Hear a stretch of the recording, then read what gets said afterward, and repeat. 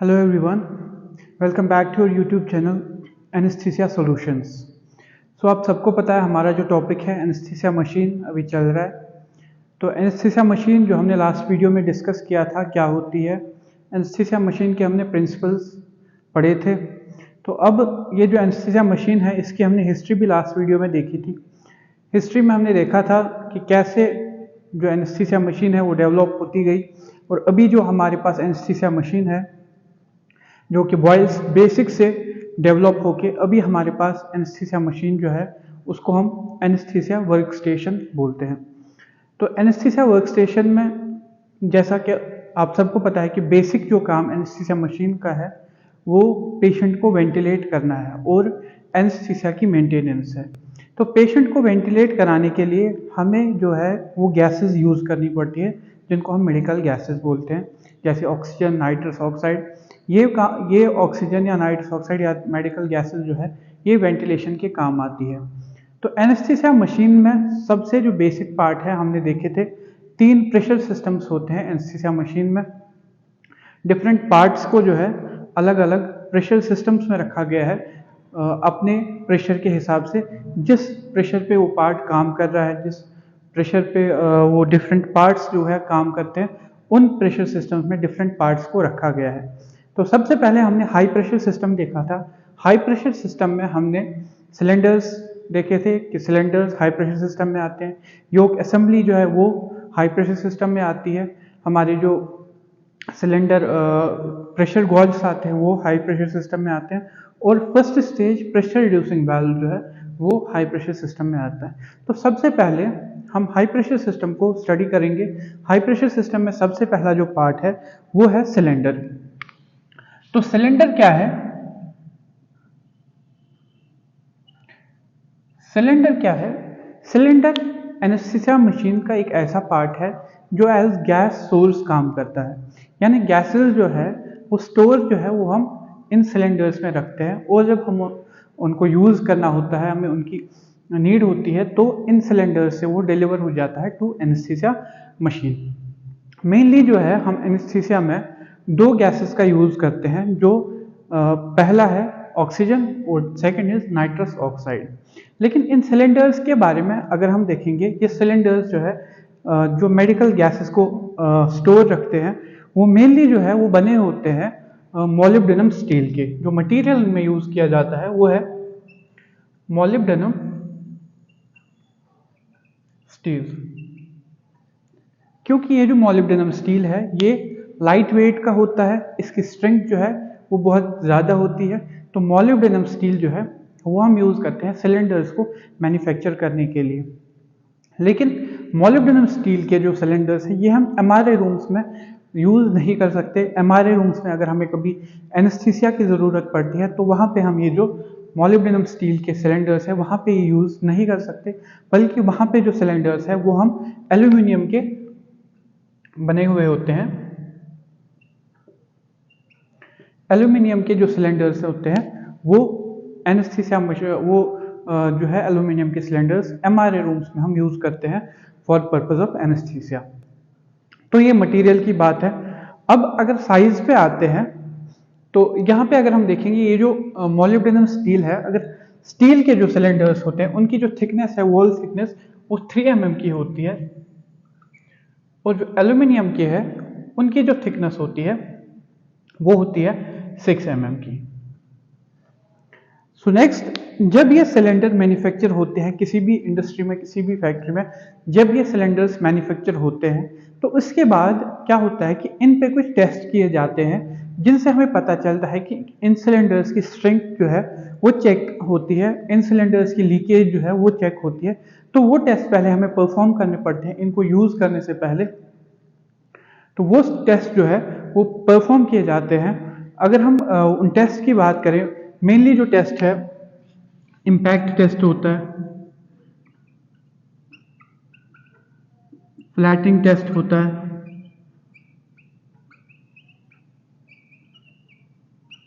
ये main test है जो यूज होते हैं। या बेंड टेस्ट अगर हम बोलेंगे, मेन टेस्ट जो है जो सिलेंडर्स को मैन्युफैक्चर के बाद किए जाते हैं उनकी स्ट्रेंथ चेक करने के लिए। और जब ये सिलेंडर्स मैन्युफैक्चर किए जाते हैं तो पहले इनको 860 डिग्री सेल्सियस से 890 डिग्री सेल्सियस की एक फर्नेस होती है उसमें रखा जाता है। उसके बाद इनको बाहर निकाल के हम एटमॉस्फेरिक टेम्परेचर पे कूल डाउन करते हैं, जिनसे इनकी स्ट्रेंथ बढ़ती है। और उसके बाद ये टेस्ट किए जाते हैं जो स्ट्रेंथ हमें बताते हैं कि इनकी स्ट्रेंथ जो है चेक हो जाती है। तो ये जो टेस्ट है, ये टेस्ट हर किसी सिलेंडर पे नहीं होता, बट जब ये सिलेंडर्स जो है मैन्युफैक्चर होते हैं तो उसके बाद हेंड्रेड ग्रुप्स का एक सिलेंडर, हेंड्रेड सिलेंडर्स का एक ग्रुप जो है वो अलग निकाला जाएगा। यानी 100 सिलेंडर्स में से हम एक सिलेंडर लेते हैं जिस पे हम ये टेस्ट करते हैं। एक रैंडम सिलेंडर हम 100 सिलेंडर्स में से लेते हैं जिन पे हमें टेस्ट करते हैं। इम्पैक्ट टेस्ट होता है, फ्लैटिंग टेस्ट होता है, बैंड टेस्ट होता है, उन पे ये टेस्ट किए जाते हैं ताकि हम वो स्ट्रेंथ चेक कर सके। तो ये वाले जो टेस्ट है, ये 100 सिलेंडर्स का हम ग्रुप एक लेते हैं और उसमें से एक रैंडम सिलेंडर लेते हैं, तो उस पे ये टेस्ट किए जाते हैं। अब एक और टेस्ट है जो कि हर किसी सिलेंडर पे करना ज़रूरी है उसकी मैन्युफैक्चरिंग के बाद। वो सिलेंडर है hydraulic pressure test. Hydraulic pressure test जो है ये हर एक सिलेंडर पे किया जाता है उसकी लीकेज चेक करने के लिए, उसकी स्ट्रेंथ चेक करने के लिए हाइड्रोलिक टेस्ट किया जाता है हर एक सिलेंडर पे। जो भी मैन्युफैक्चर किसी पर्टिकुलर कंपनी या किसी पर्टिकुलर इंडस्ट्री में हो रहा है तो हर किसी सिलेंडर पे हाइड्रोलिक प्रेशर टेस्ट होता है। बट ये जो बाकी टेस्ट है ये किसी भी 100 सिलेंडर्स का अगर लेंगे उसमें से कोई एक रैंडम सिलेंडर लेते हैं तो उस पर ये किया जाता है। और सबसे पहले क्या किया जाता है कि 860 degree Celsius to 890 degree Celsius जो है एक फर्नेस होती है, उसमें ये सिलेंडर्स रखे जाते हैं। उसके बाद इनको एटमॉस्फेरिक टेम्परेचर पे, एटमॉस्फेरिक प्रेशर पे कूल डाउन किया जाता है। उसके बाद इन पे ये सारे टेस्ट किए जाते हैं। तो हमने देखा ये जो सिलेंडर्स हैं इन पे टेस्ट होते हैं। तो ये जो टेस्ट है सारे, ये टेस्ट या हाइड्रोलिक टेस्ट जो होता है हर एक सिलेंडर पे मैन्युफैक्चरिंग के बाद होता है। और उसके बाद जब वो यूज़ में आता है तो उसके हर 5 इयर्स के बाद उन पे ये टेस्ट करना हमें चाहिए ताकि उनकी जो स्ट्रेंथ है वो चेक हो सके या लीकेज वगैरह जो भी है वो चेक हो सके।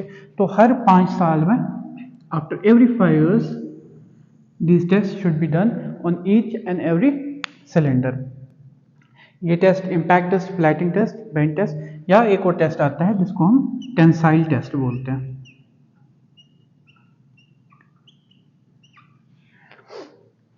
सो नाउ कमिंग टू साइज। अगर हम साइज की बात करें तो साइज जो है सिलेंडर्स के ए से लेके ए टू जे होते हैं साइजेस। तो डिफरेंट सिचुएशंस के हिसाब से डिफरेंट सिलेंडर्स हमें यूज़ करने पड़ते हैं, तो डिफरेंट साइजेस हम डिफरेंट प्लेसेस पे यूज़ करते हैं।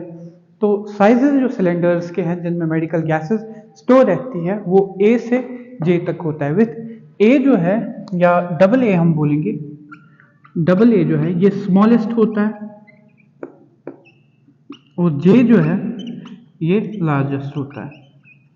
बट कुछ कंट्रीज ऐसी है जहाँ पे जो लार्जेस्ट है वो एच होता है, यानी जे से भी बड़े सिलेंडर्स कुछ कंट्रीज में, ईस्टर्न कंट्रीज में अगर हम बात करें तो वहाँ पे एच टाइप के सिलेंडर सबसे बड़े होते हैं। नाउ नेक्स्ट टॉपिक जो है हमारा वो है इस सिलेंडर के जो पार्ट्स होते हैं। जो भी सिलेंडर होता है हमारे पास उसके डिफरेंट पार्ट्स होते हैं। अगर हम पार्ट्स की बात करें तो पार्ट्स में जो है सिलेंडर के सबसे पहला जो पार्ट आता है वो होती है body, second is valve, third is port, fourth जो है वो है stem and fifth is pressure relief device. तो पार्ट्स की अगर हम बात करें, एक सिलेंडर में कितने पार्ट्स होते हैं? 5 पार्ट्स मेनली हम बोलते हैं। एक बॉडी है, एक वैल्यू है, एक पोर्ट है, एक स्टेम है और एक प्रेशर रिलीफ डिवाइस है। अब क्या होते हैं ये पार्ट्स? अगर हम सबसे पहले बॉडी की बात करें तो बॉडी जो है ये मेन पार्ट होती है सिलेंडर की, जहाँ पे गैसेस स्टोर रहते हैं। तो जो आप मेनली सिलेंडर देखते हो, मेनली जो पार्ट होती है वो बॉडी होती है उस सिलेंडर की। ये जो बॉडी है, जैसे मैंने पहले ही बोला मटेरियल में, किस चीज़ से बनी होगी? या तो मोलिब्डेनम स्टील से बनी होगी या फिर एल्यूमिनियम से बनी होगी ये बॉडी। अब ये जो बॉडी है, जो इसकी बेस होती है, या तो ये बेस प्लेन होगी या बेस कनकेव होगी। अगर हम यहाँ पे सिलेंडर एक ड्रॉ करेंगे ऐसा, तो ये एक सिलेंडर है। अगर इसकी बेस हम देखेंगे, या ये प्लेन बेस होगी ऐसे, या फिर ये ऐसी होगी कनकेव बेस। इस टाइप की बेस होती है। अगर हम ऊपर वाली साइड की बात करें, टॉप की, तो ऊपर वाला साइड एक टेपर्ड शेप में होता है, जिसको हम नेक या शोल्डर बोलते हैं। तो जो बॉडी होती है सिलेंडर की, वो मेन पार्ट होता है जो कि मोलिब्डेनम स्टील या एल्यूमिनियम से बना होता है। अगर ये सिलेंडर जो है, अगर सिलेंडर जो है मोलिब्डेनम स्टील का बना है, तो इस सिलेंडर पे मार्किंग एक लिखी होगी, वो होगी 3AA। ओके। और अगर सिलेंडर जो है वो एल्यूमिनियम का बना है, तो इस सिलेंडर पे एक मार्किंग होगी 3AL। ओके। तो ये हमने देखा कि बॉडी क्या होती है। अब ये जो बॉडी है, इस पे डिफरेंट मार्किंग्स होती है इस सिलेंडर को रिप्रेजेंट करने के लिए। कुछ मार्किंग्स जैसे इस सिलेंडर का सीरियल नंबर, इस सिलेंडर का सीरियल नंबर, जैसे नेम ऑफ मैन्युफैक्चरर,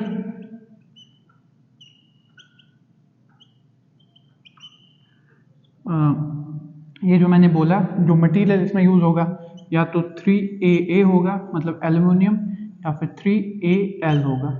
ये कुछ चीज़ें हैं जो इस सिलेंडर पे मार्क की होगी। नेक्स्ट जो है वो है डेट ऑफ हाइड्रोलिक टेस्ट, जो मैंने बोला आपको हर 5 साल के बाद टेस्ट किए जाते हैं, तो उस टेस्ट की डेट होगी कि कब इस सिलेंडर पे टेस्ट हो गया है। तो ये थी बॉडी। अब जो नेक्स्ट पार्ट है वो है वैल्व, कि सिलेंडर का जो वैल्यू है वो क्या होता है। सिलेंडर का हमने देखा बॉडी। अब बॉडी में जो है, बॉडी में गैसेस को फिल करना है, और बॉडी से ही गैसेस बाहर भी आती है जब वो यूज करनी होंगी। तो इस चीज के लिए इस सिलेंडर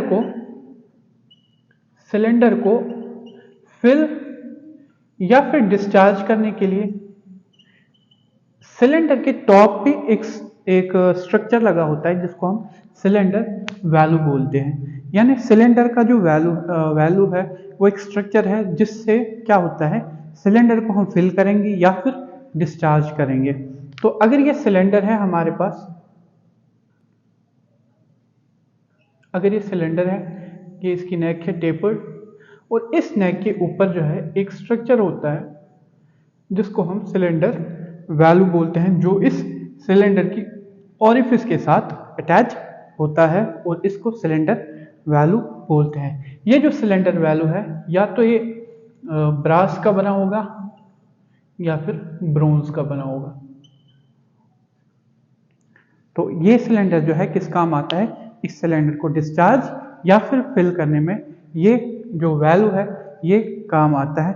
इस वैल्यू के भी दो टाइप्स होते हैं, एक होता है डायाफ्राम टाइप, एक होता है पैक टाइप। तो सिलेंडर के जो है, सिलेंडर वैल्यू के एक डायाफ्राम टाइप है, एक है पैक्ड। तो हमने यहाँ पे वैल्यू देखा। वैल्यू क्या होता है, एक ऐसा स्ट्रक्चर सिलेंडर के टॉप पे लगा होता है, जिससे क्या होगा, जिससे हम इस सिलेंडर को फिल करेंगे या डिस्चार्ज करेंगे। और ये जो वैल्यू है ये या तो ब्रास का बना होगा या फिर ब्रोंज का। और इसके दो टाइप्स है, एक डायफ्राम टाइप है, एक पैक टाइप है। ओके, तो ये था हमारा वैल्यू, और वैल्यू पे जो है हमेशा इस गैस की सिंबल भी लिखी जाती है। जो गैस होगा इस सिलेंडर में, जिस गैस का सिलेंडर होगा उस गैस की सिंबल भी इसमें होगी। सपोज अगर ऑक्सीजन का हुआ तो यहाँ पे O2 लिखा रहेगा या N2O लिखा रहेगा नाइट्रस के लिए। जिस गैस के लिए भी ये यूज़ किया जाता है उस गैस का सिंबल भी यहाँ पे होता है। अब ये जो है जहाँ पे ये अटैच होते हैं, ये जो पार्ट है जहाँ पे अटैच होता है, जहाँ पे सिलेंडर और जो वैल्यू है, ये दोनों चीज़ें जहाँ पे अटैच होती है, वहाँ पे क्या होता है, वहाँ पे एक रिंग लगी होती है, यानी जिसको हम सील बोलते हैं। वो सील क्या करती है, वो एयर लीकेज को रोकती है। यानी अगर वो गैस लीकेज के लीक होने से वो सील जो है वो रोकती है, जो कि बनी होती है लेड की या किसी भी सॉफ्ट एलॉय की। वो सील बनी होती है जो कि गैस लीकेज को रोकती है। सो ये था हमारा वैल्यू। नेक्स्ट पार्ट जो है हमारा, तो नेक्स्ट पार्ट है हमारा स्टेम, और ये पोर्ट, सॉरी नेक्स्ट पार्ट है हमारा पोर्ट। तो पोर्ट में क्या है, पोर्ट अब ऐसा स्ट्रक्चर एक है। अब वैल्यू हमने देखा कि वैल्यू जो है, वैल्यू पूरा सिलेंडर का टॉप होता है। अब इस वैल्यू पे एक होल बना होता है जहां से ये गैसेस बाहर आती है। इस होल को जो है इसको बोलते हैं पोर्ट, PORT, पोर्ट। अगर हम साइजेस की पहले बात करें, साइज मैंने आपको बोला A से लेके J तक या H तक होता है, लेकिन एनेस्थीसिया मशीन में अगर हम देखेंगे, एनेस्थीसिया मशीन में हमेशा जो सिलेंडर यूज किया जाता है वो E टाइप होता है, यानी साइज जो है उसका E होता है, क्योंकि वो सिलेंडर ज़्यादा लार्ज भी नहीं होता है, ज़्यादा स्मॉल भी नहीं होता है, तो मीडियम साइज जो है E टाइप आता है, जो सिलेंडर एनेस्थीसिया मशीन पे लगाया जाता है। तो इसके बाद अगर हम देखेंगे वैल्यू जो है, ये वैल्यू पोर्ट जो हम देखेंगे, पोर्ट जो है ये वैल्यू पे एक ऐसा होल स्ट्रक्चर है जहां से क्या है, गैसेस की एग्जिट होती है। तो गैसेस इसी होल से एग्जिट होके एनेस्थीसिया मशीन में जाते हैं।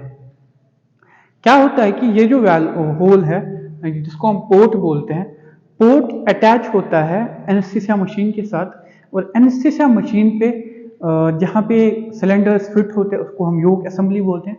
उस योक असेंबली में क्या होता है, एक स्ट्रक्चर होता है जिसको हम निपल बोलते हैं। तो वो निपल जो है अगर ये हम समझेंगे, ये निपल है और ये जो है ये होल जिसको हम पोर्ट बोलेंगे, तो निपल इस पोर्ट में फिक्स हो जाती है, और उसके बाद जब हम इस सिलेंडर को ऑन करते हैं तो वो गैसेस डायरेक्ट एनेस्थीसिया मशीन में एंटर होके पेशेंट को जाती है। तो सिलेंडर से जो गैसेस जाती है वो इसी पोर्ट के थ्रू जाती है। ये जो पोर्ट है इसकी जो रेडियस है, इस पोर्ट की रेडियस होती है 7 mm। इस पोर्ट की रेडियस होती है। तो यहाँ पे एक इंपॉर्टेंट चीज ये है, ये जो पोर्ट है ये वैल्यू पे प्रेजेंट होगा, लेकिन अगर हम ये समझेंगे ये वैल्यू है, ओके, तो वैल्यू का एक साइड जो है इस पे पोर्ट लगा है जो हम एनेस्थीसिया मशीन के साथ अटैच करेंगे, लेकिन इसी वैल्यू के इस पोर्ट के अपोजिट डायरेक्ट एक सेम स्ट्रक्चर होगा जिसको हम कॉनिकल डिप्रेशन बोलते हैं। एक सेम स्ट्रक्चर, एक डिप्रेस स्ट्रक्चर या होल टाइप ही हम बोलेंगे, वो होता है जिसको हम कॉनिकल डिप्रेशन बोलते हैं। कॉनिकल डिप्रेशन क्या होता है, सपोज ये वैल्यू है तो यहाँ पे पोर्ट है जहां से गैसेस बाहर आती है, तो इसके अपोजिट जो पीछे वाला वॉल होगा इस पे कॉनिकल डिप्रेशन होगा। कॉनिकल डिप्रेशन क्या होता है कि जब हम एनेस्थीसिया मशीन पे सिलेंडर अटैच करते हैं तो एनेस्थीसिया मशीन के साथ होल्ड रखने के लिए हम इस कॉनिकल डिप्रेशन में एक स्क्रू टाइट करते हैं जो एनेस्थीसिया मशीन के हैंगर योक में प्रेजेंट होगा। उस कॉनिकल डिप्रेशन में वो स्क्रू फिट करते हैं जिसको हम बोलते हैं रिटेनिंग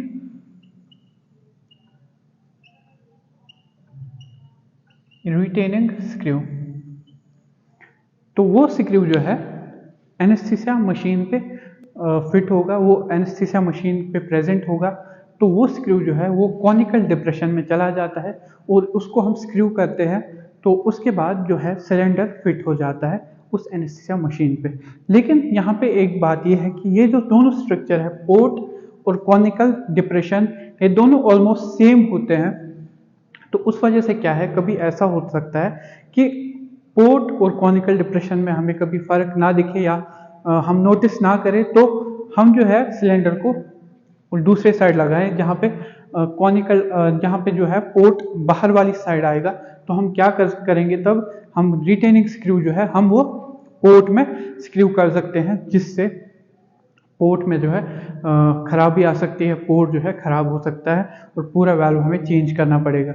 तो वहाँ पे हमें ध्यान रखना है कि हम हमेशा कॉनिकल डिप्रेशन और पोर्ट का ख्याल रखें कि कहाँ पे कौन सी साइड जो है फिट होगी, तो वो हमें देखना है। तो कॉनिकल डिप्रेशन एक स्ट्रक्चर होता है opposite to the opposite wall पे पोर्ट के, जहाँ पे रिटेनिंग स्क्रू जो है वो हम फिट करते हैं, जिससे एनेस्थीसिया मशीन पे ये जो है सिलेंडर पूरा फिट आता है। इसके बाद फोर्थ जो पार्ट है हमारे पास, स्टेम। अब स्टेम क्या है, अब हमने एनेस्थीसिया मशीन पे सिलेंडर लगा लिया, पहले हमने देख लिया कि कहाँ पे गैसेस होती है, फिर वैल्यू पे देख लिया और अब हमने यहाँ पे देखा कि कहाँ से गैसेस एनेस्थीसिया मशीन में चली जाती है और कैसे हम फिट करते हैं। अब फिट हमने कर लिया, लेकिन मसला एक है कि अब इस सिलेंडर को हमें ऑन करना है।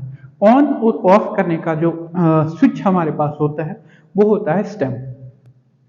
तो स्टेम क्या है, ये एक हार्ड स्टील का स्ट्रक्चर बना होता है जो पोर्ट के ऊपर वाली साइड, जो इस वैल्यू के ऊपर वाली साइड होता है। जैसे आपको ऐसे स्क्रू टाइप दिखेगा, स्क्रू टाइप आपको ये दिखेगा, ये पोर्ट, ये स्टेम जो है ये एक स्क्रू लाइक स्ट्रक्चर होगा जो आपको सबसे ऊपर वाली साइड मिलेगा सिलेंडर की, या पोर्ट के ऊपर आपको मिलेगा ये वैल्यू के।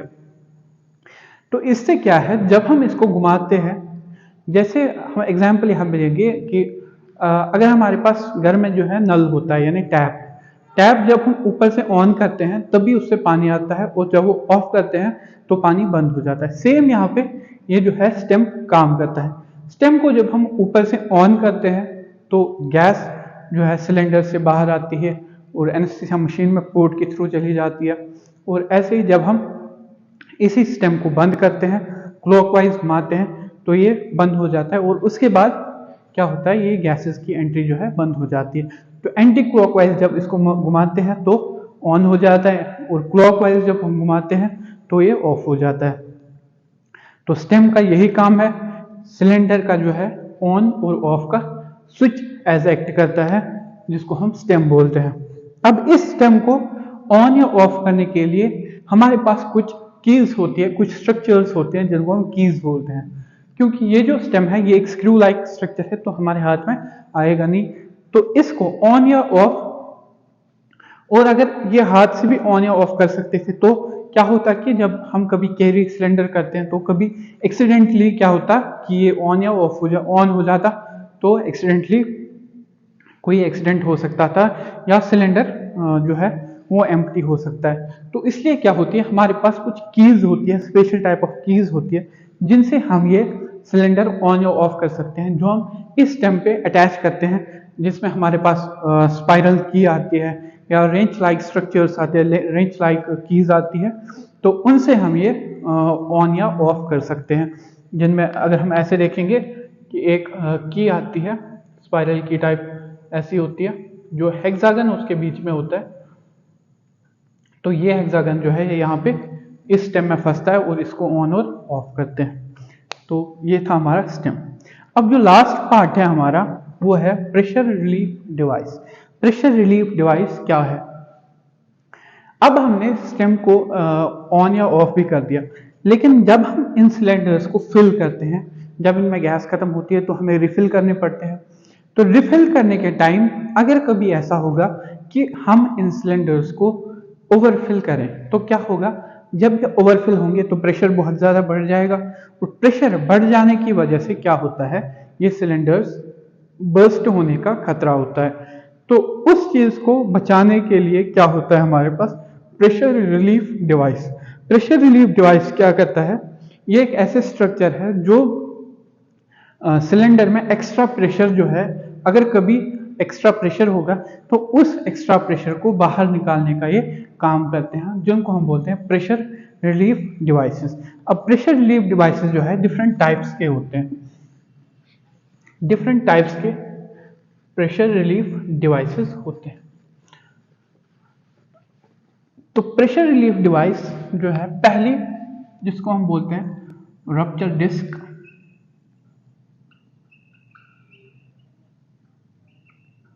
सेकंड जिसको हम बोलते हैं फ्यूजिबल,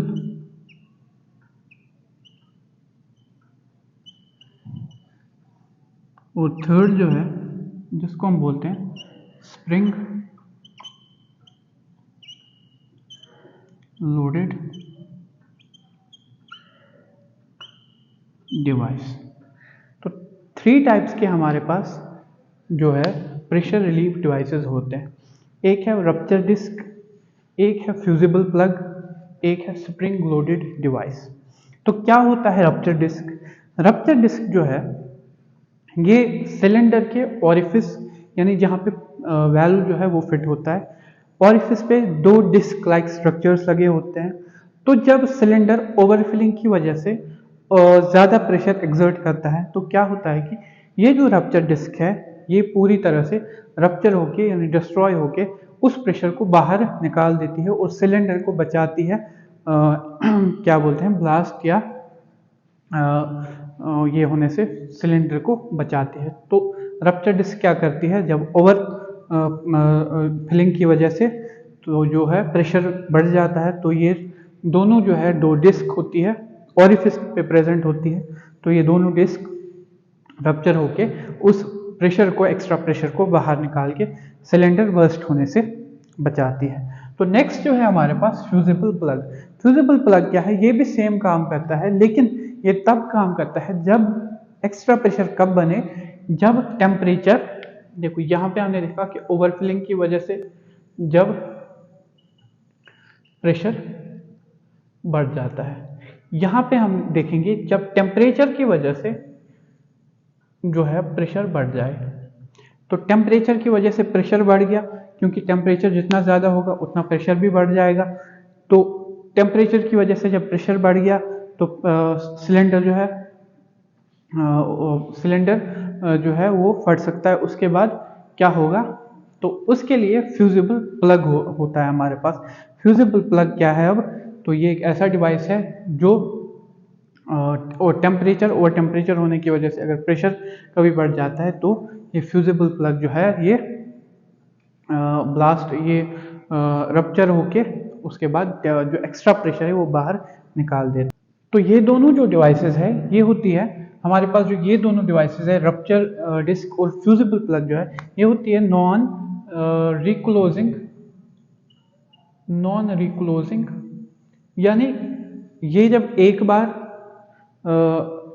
बार अगर प्रेशर कभी बढ़ गया तो ये डिस्क रप्चर हो जाती है और उसके बाद ये फिर से क्लोज नहीं होती।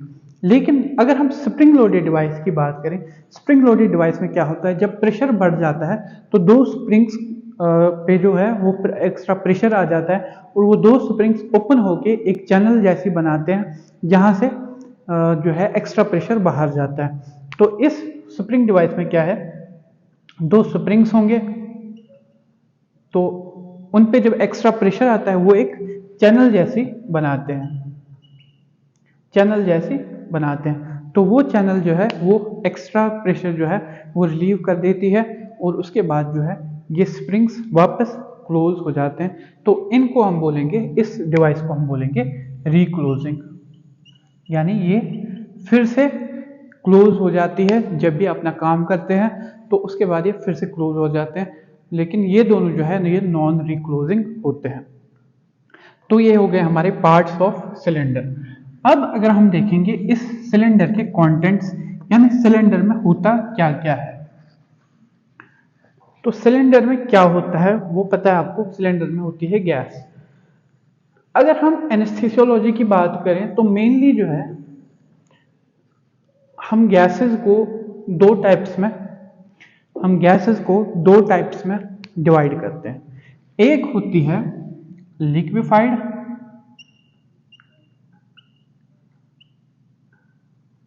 और दूसरी होती है नॉन लिक्विफाइड। अब क्या फर्क है लिक्विफाइड और नॉन लिक्विफाइड गैसेस में? तो ये जानने से पहले हम क्या करेंगे, हम एक टर्म पढ़ेंगे जिसको हम बोलते हैं क्रिटिकल टेम्परेचर।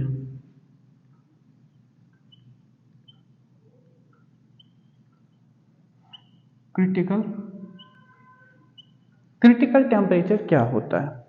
तो क्रिटिकल टेम्परेचर एक ऐसा टेम्परेचर है किसी भी सबस्टेंस का जिस सबस्टेंस पे वो जिस टेम्परेचर पे वो substance as a liquid act कर रहा है, लेकिन उस टेम्परेचर से जब ऊपर टेम्परेचर जाए तो वो स्टार्ट होता है कन्वर्ट होना इनटू गैस या वेपर। तो हम बोल सकते हैं ये जो क्रिटिकल टेम्परेचर है ये हाईएस्ट टेम्परेचर होता है किसी भी सबस्टेंस का, ऑफ एनी सबस्टेंस।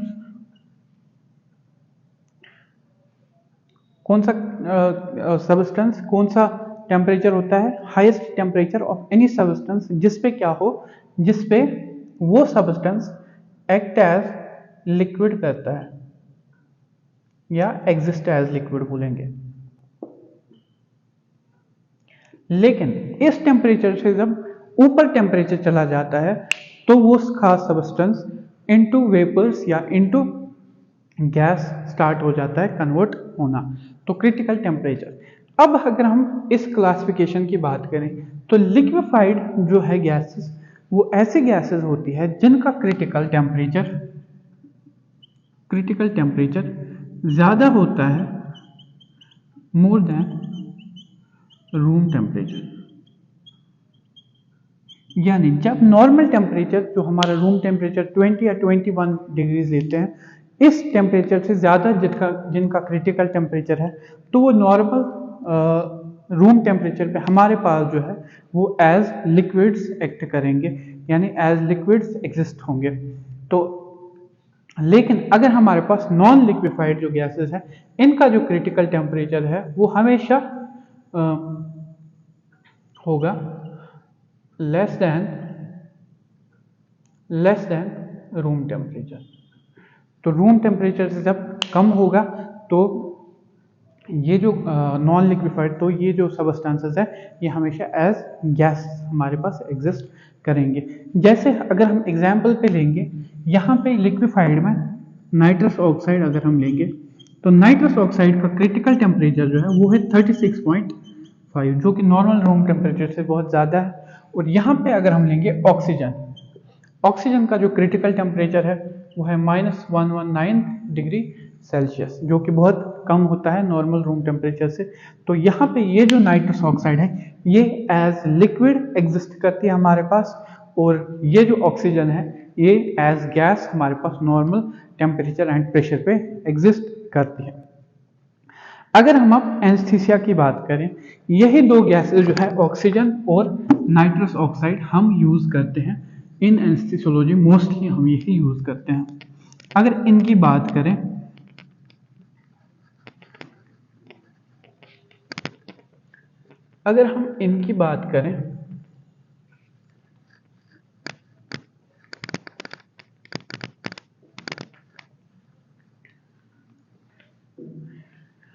तो अगर बात करें हम सबसे पहले ऑक्सीजन की।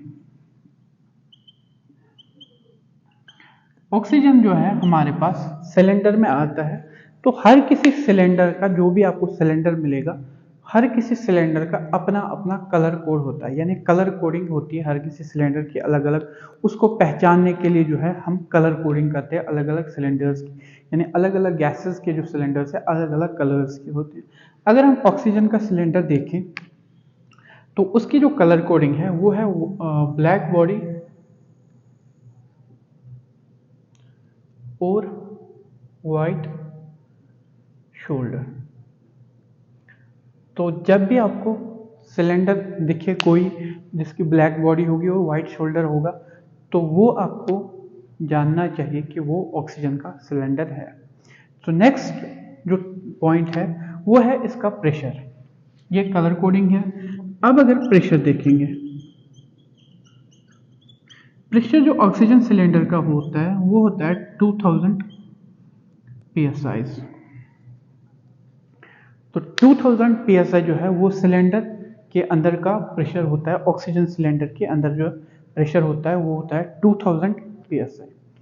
तो नेक्स्ट, अब ये जो सिलेंडर है हमारे पास, ये किस फॉर्म में एग्जिस्ट करता है? ये जो फॉर्म है वो होती है गैसेस। क्योंकि हमने अभी देखा कि क्रिटिकल टेम्परेचर जो है इसका बहुत कम होता है। तो क्रिटिकल टेम्परेचर कम होने की वजह से जो है नॉर्मल टेम्परेचर या नॉर्मल टेम्परेचर पे जो है जब हमें फिल करते हैं नॉर्मल रूम टेम्परेचर पे, तो तब ये एग्जिस्ट एज गैस करता है, इसलिए जो है फॉर्म गैसियस होती है इसकी। और नेक्स्ट जो है वो हम लिखेंगे क्वांटिटी। अगर हमारे पास गैस होगा या ऑक्सीजन सिलेंडर होगा तो उसमें कितना गैस प्रेजेंट है वो कैसे हम पता करेंगे? वो हम डायरेक्टली पता कर सकते हैं फ्रॉम प्रेशर गॉज। यानी जितना ज़्यादा गैस उसमें होगा उतना ज़्यादा प्रेशर होगा, और जितना कम गैस होता जाएगा उतना प्रेशर भी कम होता जाएगा। अगर हम एक फुल सिलेंडर का प्रेशर 2000 psi लेते हैं, तो अगर हमारे पास हाफ फिल्ड सिलेंडर होगा, हाफ फिल्ड सिलेंडर अगर होगा तो उसका हम प्रेशर 1000 psi मान के चलते हैं। ठीक, तो ये था ऑक्सीजन सिलेंडर के बारे में कुछ। तो नेक्स्ट जो ऑक्सीजन सिलेंडर के बारे में है, हमने देखा कि इसका क्रिटिकल टेम्परेचर जो है वो -119 डिग्री सेल्सियस है। यानी ये जो है -119 डिग्री सेल्सियस के ऊपर जब इसका टेम्परेचर होगा तो ये एज अ गैस एग्जिस्ट करेगी। और अगर हम इस -119 डिग्री से कम यानी -120 121 की तरफ अगर हम जाएं तो तब क्या होगा? ये जो ऑक्सीजन है ये एज लिक्विड एक्ट करेगा। ओके, तो एक्ट एज लिक्विड कब करेगा? ये जब इसके क्रिटिकल टेम्परेचर से कम इसका टेम्परेचर होगा, तब ये एज लिक्विड एक्ट करेगा, जिसको हम लिक्विड ऑक्सीजन बोलते हैं। तो लिक्विड ऑक्सीजन क्या है? जब हम इसका टेम्परेचर जो है -119 से कम मेंटेन करते हैं, तो तब हमारे पास जो ऑक्सीजन है वो एज लिक्विड आती है, जिसको हम लिक्विड ऑक्सीजन बोलते हैं। और ये लिक्विड ऑक्सीजन जो है ये बहुत यूजफुल होते हैं हमारी कभी रिमोट लोकेशंस जो होती है जहाँ पे ऑक्सीजन की ज़रूरत होती है, वॉर लोकेशंस होती है, तो वहाँ पे क्या है, वहाँ पे इस लिक्विड ऑक्सीजन की बहुत ज़रूरत होती है। क्योंकि ये जो लिक्विड ऑक्सीजन की 1 ml है, इसकी 1 ml 840 ml of oxygen gas provide कर सकती है। तो ये जो लिक्विड ऑक्सीजन है इसकी मेंटेनेंस तो बहुत ज़्यादा है, यानी एक्सपेंसिव है ये, क्योंकि इसका टेम्परेचर जो है वो मेंटेन करना बहुत एक्सपेंसिव है। लेकिन अगर हमारी कभी रिमोट लोकेशंस पे ज़रूरत पड़ती है इस ऑक्सीजन की, तो वहाँ पे 1 ml जो है 840 ml ऑक्सीजन गैस जो प्रोवाइड करता है, तो वहाँ पे हम लिक्विड ऑक्सीजन प्रेफर करते हैं। लेकिन ये बहुत एक्सपेंसिव रहता है इस टेम्परेचर को मेंटेन करना। सो नेक्स्ट जो हमारे पास है वो है नाइट्रस ऑक्साइड। नाइट्रस ऑक्साइड में भी सेम हम देखेंगे कलर कोडिंग होती है। कलर कोडिंग जो है नाइट्रस ऑक्साइड की क्या रहती है? तो अगर हम बात करें नाइट्रस ऑक्साइड की जो कलर कोडिंग है वो होती है ब्लू। यानी इसका पूरा सिलेंडर जो है वो ब्लू होता है, और जो इसका प्रेशर होता है वो होता है 760 psi। क्रिटिकल टेम्परेचर जो है वो होता है 36.5 डिग्री सेल्सियस। अब अगर फॉर्म की बात करें, क्योंकि क्रिटिकल टेम्परेचर जो है वो रूम टेम्परेचर से ज़्यादा है, तो फॉर्म लिक्विड होगी। ओके, तो फॉर्म लिक्विड जब होगी, अगर इसकी क्वांटिटी अब देखनी होगी तो क्वांटिटी देखने के लिए क्या करेंगे हम, क्वांटिटी देखने के लिए हम इसका वेट करेंगे, क्योंकि लिक्विड का हमेशा वेट किया जाता है। तो क्वांटिटी देखने के लिए इसका हमेशा वेट किया जाता है कि इसमें कितनी क्वांटिटी अभी मौजूद है। तो ये था हमारा नाइट्रस ऑक्साइड के बारे में। अब एक और सिलेंडर है जिसमें क्या होता है, जिसमें 50% आपको ऑक्सीजन मिलेगा और 50% आपको नाइट्रस मिलेगा। उस सिलेंडर को बोलते हैं एंटोनॉक्स।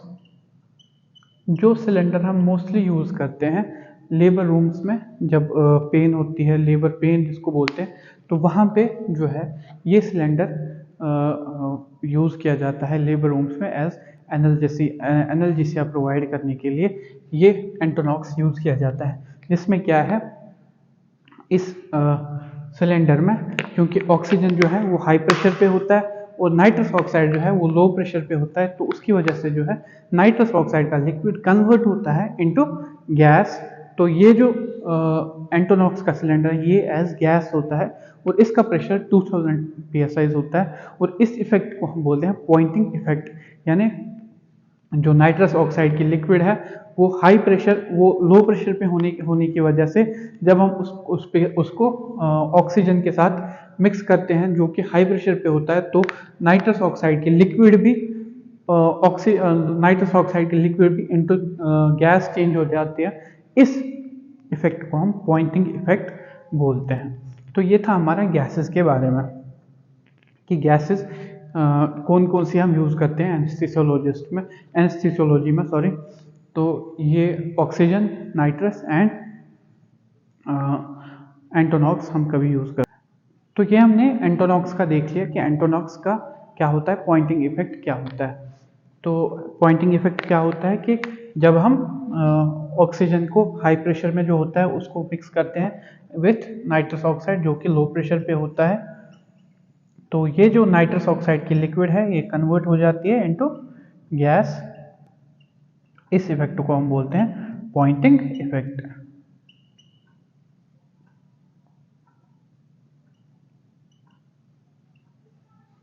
तो यहाँ पे हमने नाइट्रस ऑक्साइड देखा जो कि लिक्विड फॉर्म में होता है, लेकिन जब हम ये पेशेंट को डिलीवर करते हैं तो तब हम ये एज गैस हम डिलीवर करते हैं, क्योंकि यहाँ पे अगर हम प्रेशर देखेंगे तो 760 psi प्रेशर पे ये सिलेंडर में होता है एज लिक्विड। लेकिन जब हम एनेस्थीसिया मशीन की बात करें जहाँ पे प्रेशर पहले तो 60 से 60 होता है या उसके बाद उससे भी कम 15 to 30 हो जाता है लो प्रेशर सिस्टम या इंटरमीडिएट प्रेशर सिस्टम में, फिर उससे भी कम आ जाता है, फिर जो पेशेंट को हम डिलीवर करते हैं उससे भी कम। तो यहाँ पे प्रेशर कम होने की वजह से ये गैस एक्ट करता है। यहाँ पे प्रेशर जब ज़्यादा होगा तो ये कंप्रेस हो जाता है इनटू लिक्विड। लेकिन जब हमें पेशेंट को ही डिलीवर करना होगा तो एनेस्थीसिया मशीन में आके ये इनटू गैस कन्वर्ट हो जाता है, क्योंकि प्रेशर कम हो जाता है। तो उसके बाद जो है हम एज प्रेशर, हम एज लिक्विड, हम एज गैस इसको डिलीवर करते हैं टू द पेशेंट। तो आज के टॉपिक में हमने देखा कि सिलेंडर जो है क्या होता है, सिलेंडर के पार्ट्स हमने देखे, गैसेस हमने देखी, कौन से गैसेस कैसे यूज़ करते हैं, क्रिटिकल टेम्परेचर के बारे में हमने पढ़ा। तो आज का टॉपिक हमारा इतना ही था। नेक्स्ट टॉपिक में हम आपके पास आएंगे। नेक्स्ट टॉपिक में हम पढ़ेंगे कि जो हाई प्रेशर सिस्टम होता है उसमें जो और पार्ट्स होते हैं, योग असेंबली होती है, और इस सिलेंडर के जो है सेफ्टी फीचर्स पढ़ेंगे। इसमें मेन टॉपिक हमारा होगा पिन इंडेक्स सिस्टम। तो वो मेन टॉपिक होगा नेक्स्ट जो वीडियो आएगी तो पिन इंडेक्स सिस्टम देखेंगे। उसके बाद first stage pressure reducing value जो प्रेशर रिड्यूस करने के काम आता है, क्योंकि इतने प्रेशर 760 या 2000 psi पे हम पेशेंट को डिलीवर नहीं कर सकते ये गैसेस। तो इन प्रेशर्स को हम रिड्यूस कैसे करते हैं टू द पेशेंट, जब ये पहुंचते हैं तो ये रिड्यूस कैसे होते हैं प्रेशर रिड्यूसिंग वाल्व्स की वजह से। तो वो प्रेशर रिड्यूसिंग वाल्व का पढ़ेंगे हम नेक्स्ट वीडियो में। तब तक के लिए हमारे साथ जुड़े रहें। इस वीडियो को देखने के लिए अभी तक थैंक यू।